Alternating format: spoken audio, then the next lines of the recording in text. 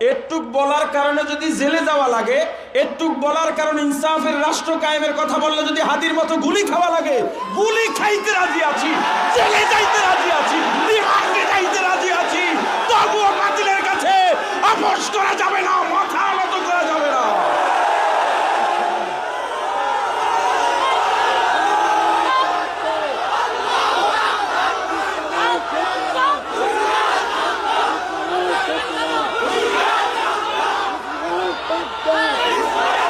শোনেন, ৫০ জন বাংলাদেশের সম্মানিত ব্যক্তিত্ব নাগরিকদেরকে টার্গেট করা হয়েছে। পীর সাহেব চরমোনাই তার মধ্যে আছেন, শায়েখে চরমোনাই তার মধ্যে আছেন।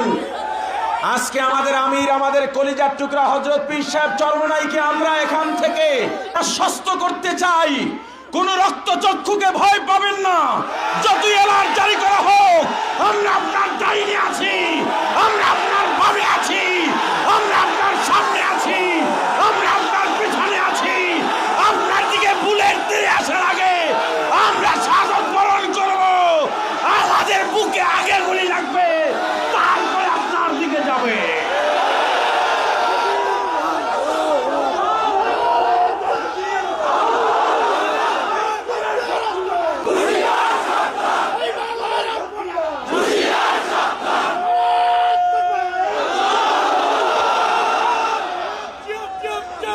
আলহামদুলিল্লাহ, বসেন।